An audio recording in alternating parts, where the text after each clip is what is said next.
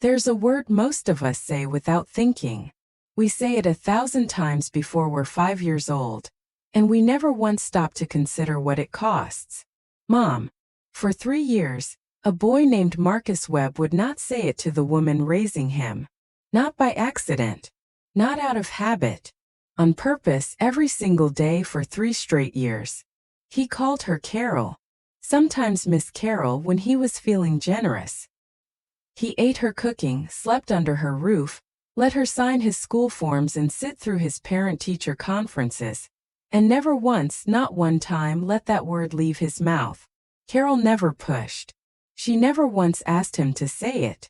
She just kept showing up the way she had from day one with no idea if that word was ever coming.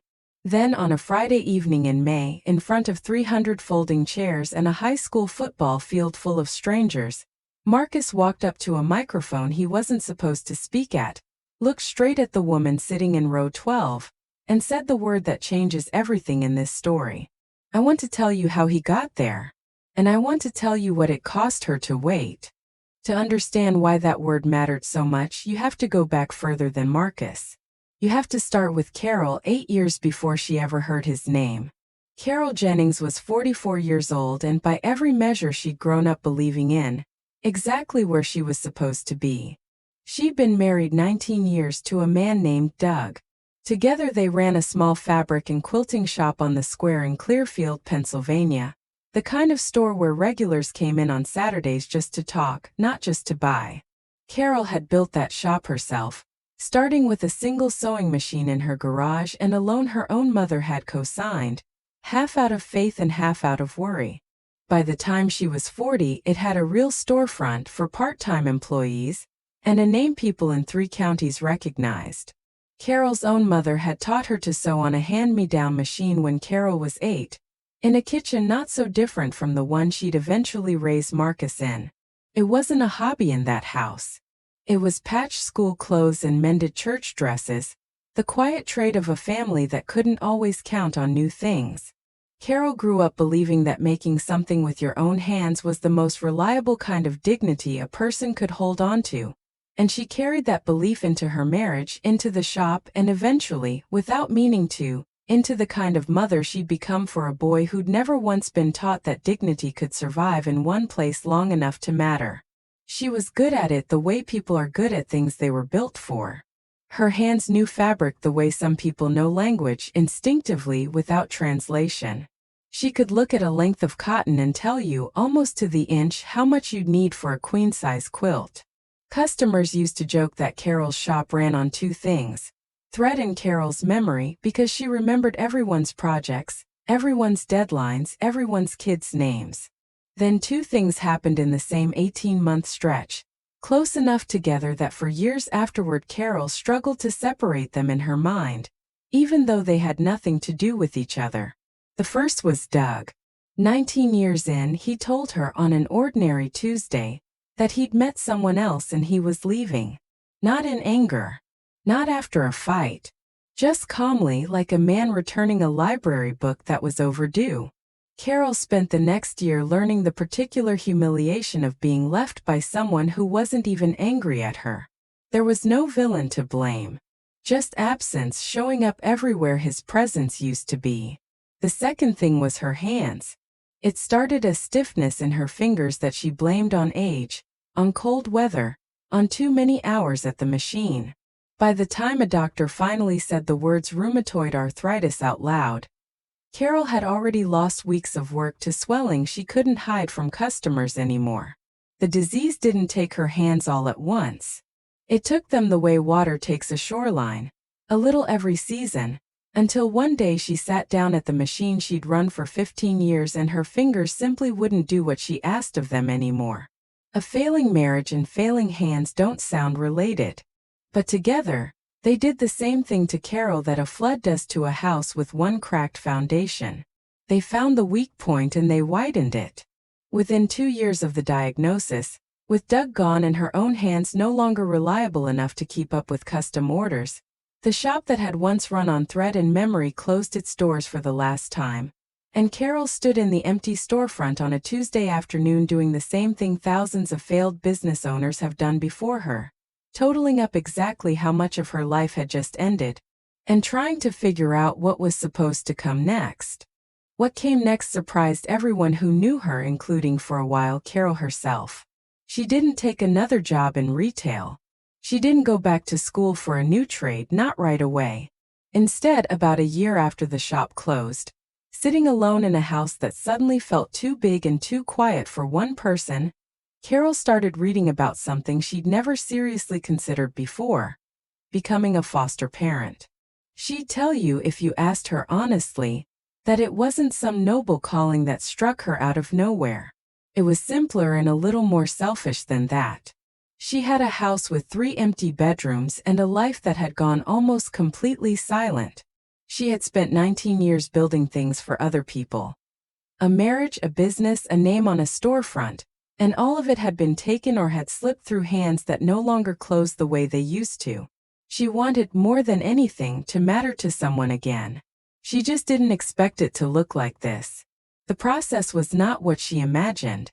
There were months of background checks, home inspections, parenting classes taught by exhausted caseworkers managing triple the caseload they were trained for. There were forms that asked her to list, in detail, every address she'd lived at since she was 18. There was a particular kind of scrutiny reserved for women who show up to this process divorced, childless, and a little over 50, the unspoken question always hovering just under the surface of every interview: why now, and why this, and are you sure you understand what you're signing up for?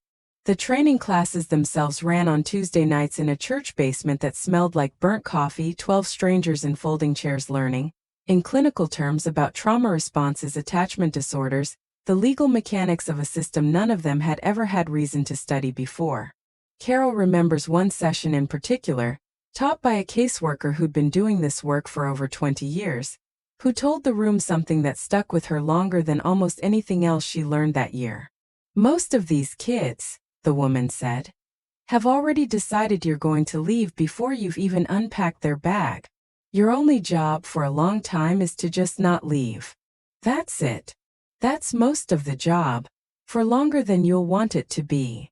Carol wrote that sentence down on the back of a handout and kept it in a kitchen drawer for years afterward, pulling it out on nights when she needed reminding why she'd started.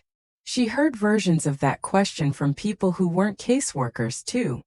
Her sister asked her, more than once, why she'd want to take on someone else's trauma when she hadn't even finished healing her own. A former customer from the shop, meaning well, told her she admired what Carol was doing, in the same tone people use for admiring something they secretly think is a mistake. Carol absorbed all of it without much argument, because she didn't fully have the words yet to explain what she somehow already knew in her body: that the version of herself who used to run a shop and keep a marriage together wasn't coming back, and that whatever came next was going to have to be built on different ground entirely. She got certified 14 months after that Tuesday afternoon in the empty storefront. Her caseworker called on a Wednesday in October and asked if she had room for one more conversation before placing anyone. Carol said yes before she'd even heard the details, the way you say yes to things you've already decided to do long before someone asks you the question out loud. The boy they were calling about was 14 years old, and his file, Carol would learn later, was thicker than most caseworkers had ever seen for someone his age.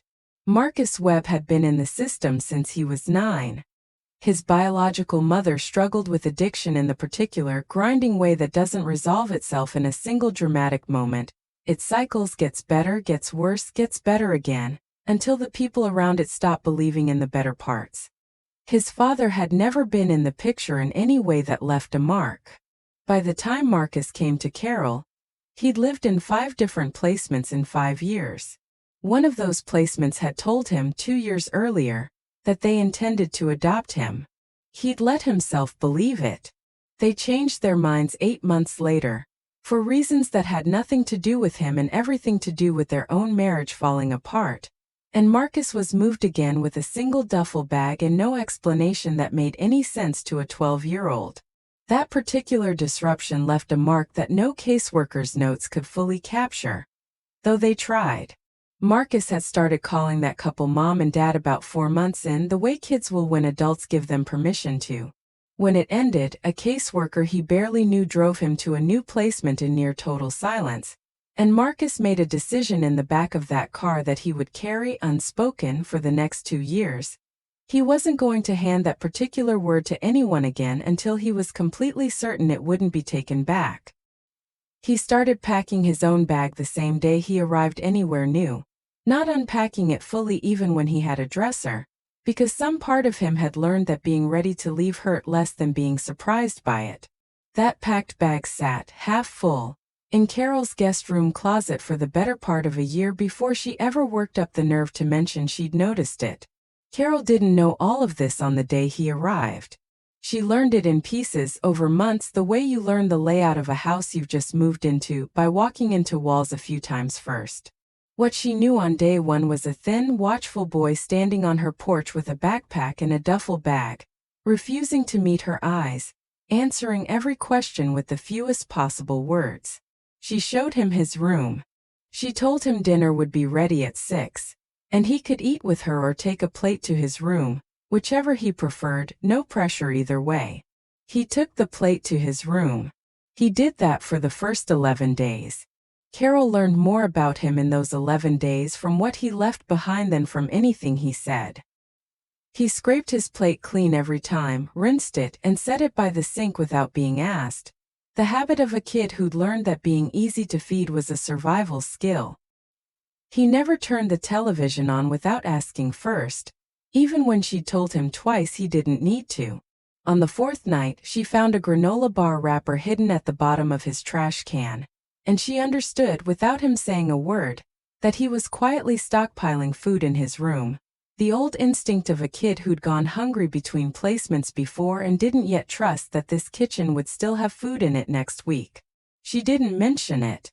She just started keeping the pantry a little fuller than one teenager could reasonably need, and left it at that. On day 12, almost as an afterthought, sitting at her kitchen table because the silence in his room had apparently become its own kind of unbearable, Marcus asked her what he was supposed to call her. Carol had thought about this moment more than she expected to. She'd read advice columns, foster parenting forums, conflicting opinions from people who all seemed very certain about something Carol increasingly understood nobody could actually be certain about. In the end, she gave him the only honest answer she had. "Whatever you're comfortable with," she said. "Carol's fine. Always will be, if that's what feels right." He said okay, and went back to his room and called her Carol that night, and the next night, and for 3 years after that, no matter how the rest of his life around her slowly, stubbornly began to change. The first year was the hardest, and nobody who hasn't lived through it can really understand how ordinary that hardness looked from the outside. It wasn't dramatic. There were no screaming matches, no broken doors, none of the things people picture when they hear the word foster kid and brace themselves for trouble. Marcus was quiet in a way that worried Carol more than noise would have. He did his homework. He kept his room clean, almost unnaturally clean. The careful tidiness of a kid who'd learned that taking up too much space in someone else's house was a risk he couldn't afford. He was polite to her, in the distant, formal way you're polite to a hotel manager. And every single day, in 100 small ways, he made sure she understood that he had not decided to let her matter to him. Carol's hands made the year harder in their own quiet way. There were mornings when the arthritis flared badly enough that she couldn't manage the buttons on her own coat, let alone the laces on a 14-year-old's basketball shoes when he asked, once gruffly, if she could help because his fingers were freezing from practice. She did it anyway, working through the pain because some stubborn part of her refused to let her body be the reason she failed at the one thing she decided to try after losing everything else. She never told him how much it hurt. She didn't think it was his job to carry that. There was one morning that winter when her hands locked up so badly she couldn't twist the cap off the orange juice, and she stood at the counter for a full minute, quietly furious at her own body before Marcus came down, saw what was happening without a word being said, took the bottle from her hands, opened it, and set it back down in front of her. He didn't say anything about it. Neither did she. But it was the first time in 4 months he'd touched anything of hers without being asked first, And Carol thought about that small wordless exchange for days afterward, turning it over the way you turn over the first sign of spring after a long winter, not trusting it yet, but noticing it all the same. There was a particular kind of loneliness in loving someone who won't yet let you know if it's working. Carol used to lie awake some nights running through the day's interactions the way she used to run through a quilting pattern, looking for the place where a seam had gone wrong. Had she said too much at dinner? Had she pushed too hard asking about his day? Was the silence in the car after his appointment with the caseworker about something she'd done? Or just about the weight he was carrying that had nothing to do with her at all? She never found out most of those answers. That was its own lesson, one she hadn't expected foster parenting to teach a 50-year-old woman who thought she already understood patience. Some questions don't get answered on your schedule. Some don't get answered at all. You just keep doing the next right thing and trust that it's adding up to something, even when nothing in front of you proves that it is. What kept her going more than once in that first hard year was a habit she'd quietly carried since long before Marcus ever arrived. One she never advertised, never mentioned at church, never posted anywhere. Once a month, sometimes more, Carol would leave a bag of groceries on the porch of whichever family in town was visibly struggling that season. A young mother she'd noticed buying formula with food stamps and an apologetic look. An elderly neighbor whose porch light had been broken for a month because he couldn't afford the fix. She left no notes. She never told anyone whose porch it had been. It wasn't charity she wanted credit for. It was proof to herself on her hardest nights that she still had something worth giving, even when the boy under her own roof wasn't ready to take it from her yet. By the second year, something had shifted, though it would have taken a careful observer to notice it. Marcus still called her Carol. He still ate most dinners with his door cracked just enough to hear her moving around the kitchen, not quite ready to sit at the table every night, but no longer hiding in his room either. He started leaving his basketball shoes by the back door instead of his bedroom closet, a small thing that meant in practice that he expected to be living in that house long enough for it to matter where he kept things. There were cracks of warmth that surfaced sideways, never head-on. He started correcting her gently when she got the names of his teammates wrong, which meant he'd been talking about them at all. He let her come to exactly one basketball game that fall, just one, testing the water. And when she stood up too loud after he made a free throw, he didn't tell her to stop. He just looked over at her for half a second, with something on his face that wasn't quite a smile, but wasn't nothing either. There was also, that same year, a night Marcus stayed out almost 3 hours past curfew with no call and no text, and came home to find Carol sitting on the porch steps in a coat over her nightgown, having waited up the entire time instead of going to bed angry. He braced, visibly, for the kind of explosive reaction he'd apparently learned to expect from other houses. It didn't come. Carol just asked if he was hurt, and when he said no, she said, "Okay. Inside. We'll talk about the rest of it tomorrow when neither of us is this tired." And that was the whole conversation that night. He told her years later that the absence of yelling had unsettled him more than yelling would have. It didn't fit any pattern he knew how to prepare for, and slowly, very slowly, that unfamiliar steadiness became the thing he started to expect from her instead. Carol learned slowly not to read too much into the good days or too much into the bad ones. A caseworker she'd grown to trust told her something early on that she returned to constantly. Kids who've been moved as many times as Marcus had aren't testing you to see if you'll fail. They're testing you to see how long it takes you to leave, because in their experience everyone eventually does. The only thing that ever changes that math is time. Not a breakthrough conversation. Not a perfect gesture. Just time stacked up, day after unremarkable day, until the evidence against you stops adding up. So Carol kept stacking days. She went to every conference even when his grades didn't require concern. She learned to cook the 3 meals he actually liked instead of the ones she preferred, without making a production of the switch. She kept a running private list, never shown to him, of the small things he mentioned once in passing that mattered to him, the way he liked his eggs, the band he listened to before games to calm his nerves, the fact that he hated when people touched his hair. She never quizzed him on any of it. She just quietly made sure she remembered. Her own life outside of Marcus had narrowed in ways she hadn't fully noticed until a friend pointed it out over coffee. She'd stopped going to the quilting guild she used to belong to, stopped mentioning her old shop at all, structured almost every hour of her week around a boy who still wouldn't say her name the way she privately hoped he would. Her friend asked her, not unkindly, if she ever worried she was disappearing into this.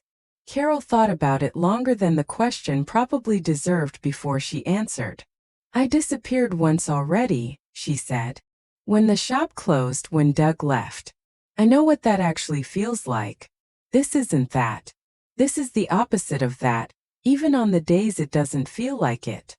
The closest Carol ever came to losing Marcus had nothing to do with him at all, and everything to do with money. Foster care reimbursements in Pennsylvania, like most states, were never designed to cover the actual cost of raising a teenager.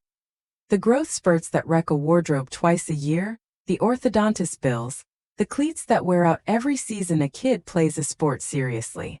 Carol had been living, since the shop closed, on a combination of those reimbursements, a small disability accommodation for her hands, and savings that were never meant to stretch this far.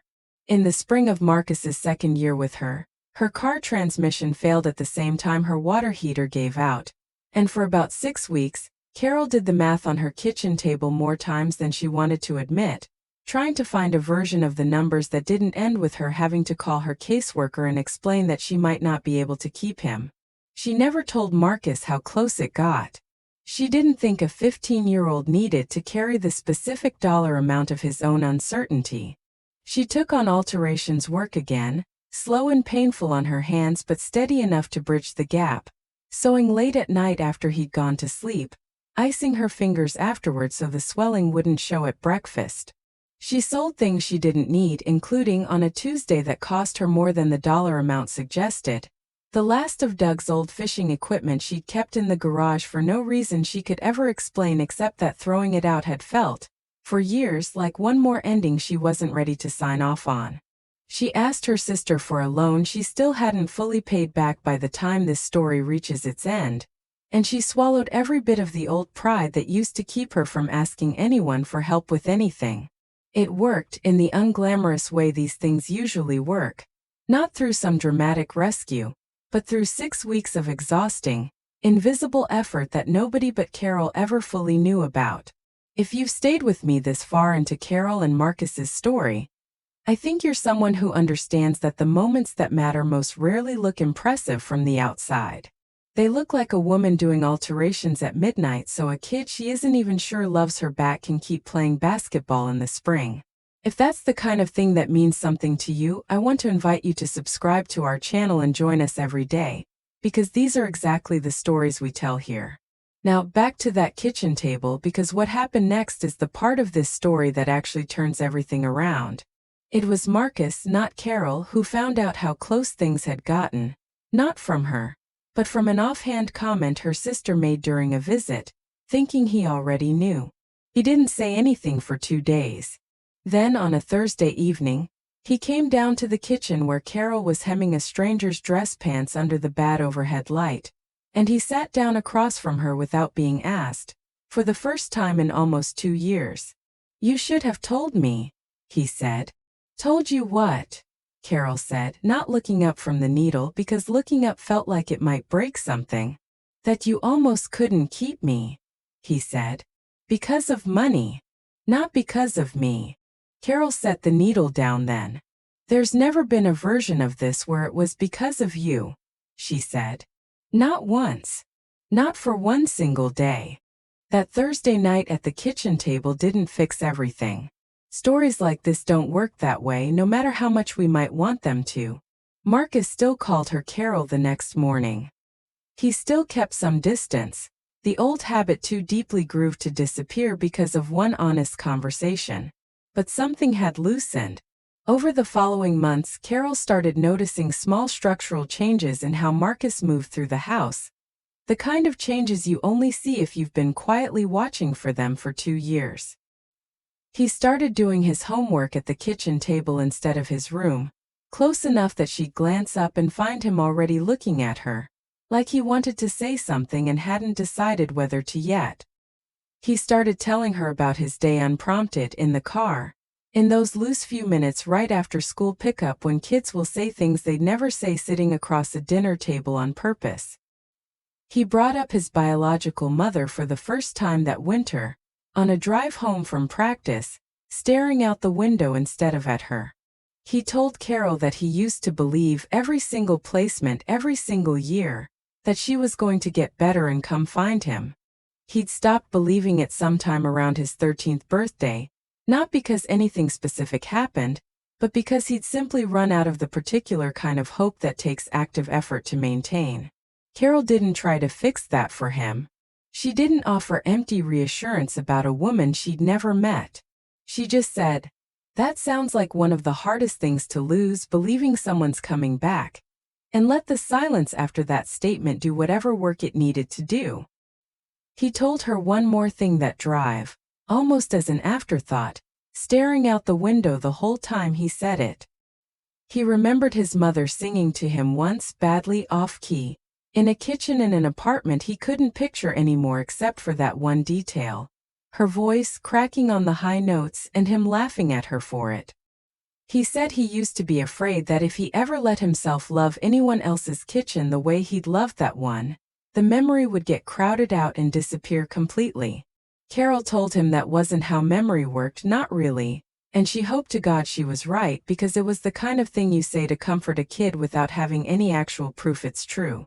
The legal side of his case shifted that same year. His mother's parental rights, suspended for years already, were formally terminated after she missed a final series of court-ordered steps toward reunification. Marcus took the news with the same careful blankness he brought to most hard things, and it was 3 weeks later, not the day of, that Carol found him sitting on the back steps in the cold, not crying exactly, just sitting very still with his head down, and she sat next to him without saying anything until he was ready to.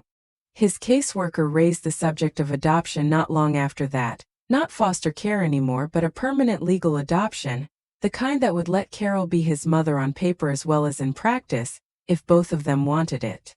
Marcus was 16 by then, old enough under Pennsylvania law that the decision legally required his own consent, not just Carol's. He didn't answer right away. He told Carol he needed time to think about it, and she told him the same way she told him on day one about what to call her, that he could take all the time this required because some decision shouldn't be rushed just to make the paperwork easier on the adults involved. Marcus took 4 months to decide, and Carol spent every one of those months trying very hard not to let her hope show, because she'd learned by then that hope, openly displayed, had a way of putting pressure on him that worked against the thing she actually wanted. What she didn't know until much later was what was actually happening in his head during those 4 months. Marcus would tell her eventually, on a night neither of them planned for it to come up, that the hardest part wasn't deciding whether he wanted Carol to be his mother. He'd known that answer, somewhere underneath the careful distance he kept, for longer than he was willing to admit even to himself. The hard part was the word itself, what saying yes to adoption, and what someday calling her mom would mean about the mother he'd already had. It felt, to a 16-year-old carrying more grief than most adults ever have to sort through, like choosing one would be erasing the other. Like there wasn't room in him for both kinds of love to exist without one canceling the other out. Nobody had ever explained to him that grief and gratitude can occupy the same chest without fighting each other for space. Carol hadn't known to explain it either, not in so many words, until a counselor Marcus had started seeing that year helped him find the language for it himself. You can love the mother who couldn't, the counselor told him, and you can love the mother who could, and neither one requires you to subtract anything from the other. Somewhere in the 3rd month of his deciding, Carol found a single sheet of notebook paper crumpled at the bottom of the kitchen trash, the kind of thing you only find if you're the one who takes the trash out. It was a list, in Marcus's handwriting, of reasons to sign and reasons not to, the way a kid raised by spreadsheets and caseworkers learns to make decisions, methodically, almost clinically, because feelings alone had never once been reliable enough to trust on their own. Carol didn't mention finding it. She put it back exactly where it was, trash and all, and went to bed that night with something between hope and heartbreak sitting in her chest, because even a list that practical told her he was taking this seriously enough to lose sleep over it, and that, more than anything, told her which way it was probably going to go. Marcus signed the adoption paperwork on a Tuesday in March, for months after the question was first raised, in a small courtroom with a judge who handled 3 other cases that same morning with the same brisk efficiency, because that's the unglamorous reality of how most adoptions actually happen, not with fanfare, but in a fluorescent-lit room between 2 unrelated dockets. Carol cried through most of it. Marcus didn't, not there, though she'd catch him wiping his face once in the parking lot afterward when he thought she wasn't looking. He still called her Carol that day. He called her Carol the next day, and for more than a year after that. The adoption changed his legal name, his insurance forms, his school records. It did not change on its own the word he chose to use out loud. Carol understood by then that this wasn't him withholding something out of spite or distance. It was him protecting the very last piece of ground that was entirely his to decide, in a life where almost every other major decision had been made by judges, caseworkers, and strangers on his behalf since he was 9 years old. She let him keep it. She never once, in 4 years, asked him to give that ground up before he was ready. By his senior year, Marcus Webb was a different person than the watchful 14-year-old who'd once eaten 11 straight dinners alone in his room. He'd made the varsity basketball team as a junior and started as a senior. He kept a 3.7 GPA without much visible effort, the kind of quiet competence that teachers describe in conference notes as exceeds expectations, without ever quite capturing what it actually took to get there. He'd been accepted that spring to a state university 2 hours away, with a partial academic scholarship that covered just enough to make the rest of it possible if Carol picked up extra alterations work, which she did without complaint, the same way she'd done everything else for 4 years. Carol, meanwhile, had built something of her own during those same years, almost without noticing she was doing it. The alterations work she'd taken on during that desperate spring had grown slowly into something closer to a real second act. Word travels in small towns, and a woman who could let out a wedding dress overnight or take in a suit for a funeral on no notice became, over time, the person half of Clearfield called first. By the time Marcus was a senior, Carol was running a modest tailoring business out of a converted sunroom, with 2 part-time employees of her own and a waitlist that stretched into the following season. She was 56 years old, running a business for the second time in her life, on hands that no longer worked the way they used to, doing it anyway because she'd learned the hard way that starting over late doesn't mean starting over small. The new business looked almost nothing like the old one, and Carol came to believe that was the whole point. Walsh's, her old shop, gone for good, had been built on the version of her that still believed nothing bad was coming. This one was built by a woman who already knew exactly how bad things could get, which made her steadier with every customer who walked in scared about a wedding dress or a job interview suit. She kept a framed photo on the sunroom wall, not of the old shop, but of Marcus in his freshman year jersey, the first season she'd ever watched him play. More than one customer asked about it. She always gave the same short answer. "That's my son." She said it plainly, the way you'd state any other fact, even in the years before he'd started saying the matching word back to her. The school asked Marcus, partway through that final spring, if he'd be willing to give a short speech at graduation, not valedictorian, but one of 3 students selected by the senior class to represent their year.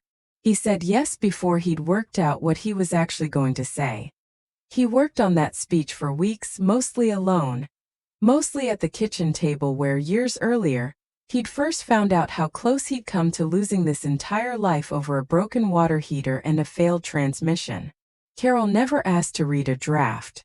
She figured by now that whatever he needed to say, he needed to find the words for it on his own terms, the same way he'd found every other word in this story on his own terms, in his own time. If you've made it this far with me into a story about a boy who waited 4 years to say one word, I want to invite you to subscribe to our channel and join us every day, because we tell exactly these kinds of stories. The slow ones, the real ones, the ones that don't resolve in a single dramatic scene but earn their ending one unremarkable day at a time. Now let me take you to that Friday evening in May, because that's where this story has been heading the entire time.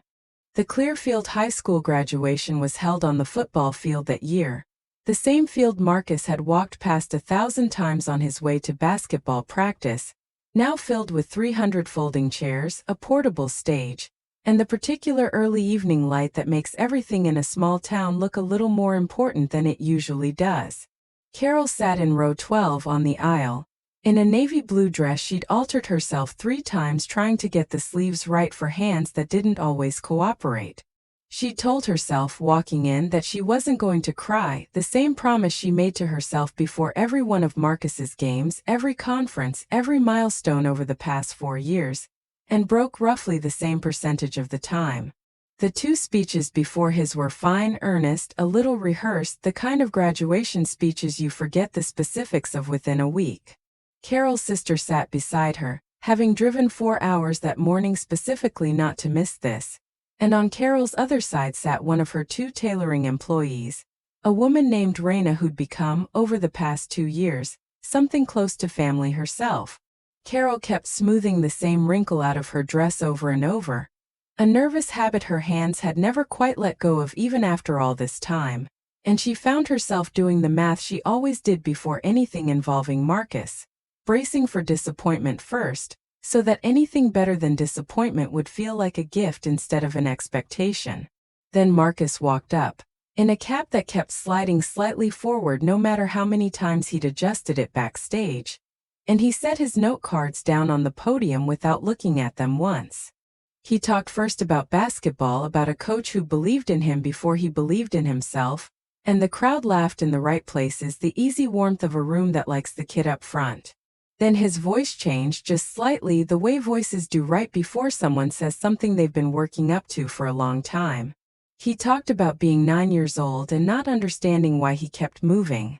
He talked about learning the hard way not to get attached to rooms, to schools, to people, because none of it tended to stay. He didn't name names. He didn't need to. Carol felt her chest tighten in row 12, certain she knew exactly where this was going and terrified, in equal measure, that she was wrong.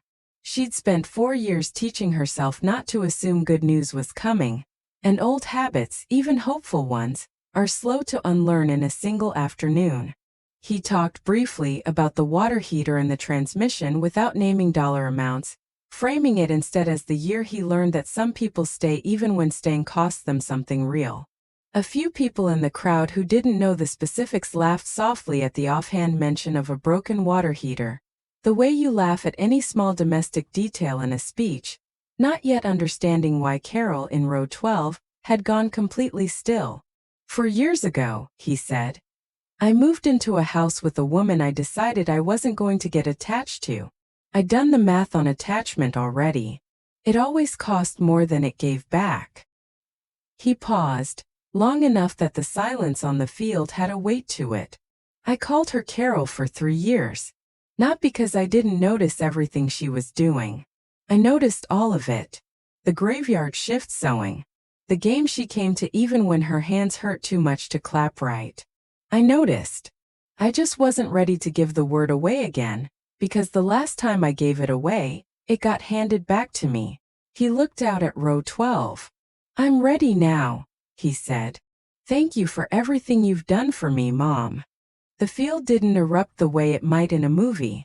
There was a beat of stunned, full silence first, the sound of 300 people understanding, almost all at once, exactly what they just witnessed without anyone needing to explain it to them. Then the applause came, the real kind, the kind that builds because people recognize they've just seen something true. Carol doesn't remember standing up. She remembers her sister's hand on her arm, steadying her, and she remembers Marcus finding her in the crowd afterward, cap still crooked, both of them past the point of pretending not to cry. Nobody in that story did anything you'd call extraordinary, if you listed it out as a series of facts. A woman with bad hands and a closed business decided to open her home. A boy who'd been let down too many times decided to wait until he trusted the math before he handed over a word that had cost him before. 4 years of unremarkable Tuesdays, stacked on top of each other, until one of them held more weight than all 300 that came before it combined. Carol still runs her tailoring business out of that converted sunroom. Marcus calls her most Sundays from his dorm 2 hours away, and he calls her mom now without thinking about it the way the rest of us say it, automatically, like it always belonged to him, because by the time he said it for the first time it finally did. He still keeps a bag half-packed in his dorm closet, she told me once, almost as an aside, like it wasn't worth dwelling on. Some habits outlast the reasons we built them. Carol doesn't try to talk him out of it. She figures a person gets to keep whatever they need to feel safe for exactly as long as they need it, and not one day less. I think about what would have happened if Carol had pushed him, back in year 1, to call her something he wasn't ready to call her. I don't think we'd have gotten that field, that silence, that sentence. Some things can't be rushed into being true. They can only be earned slowly, by people willing to keep showing up long after showing up stops feeling like it's working. If this one stayed with you, follow the channel, and if you know 5 people who need a story like this today, send it their way. That's how we keep finding the right people. Tell me honestly in the comments, how long would you have waited? And tell me whose story you want to hear next. I read every one of them.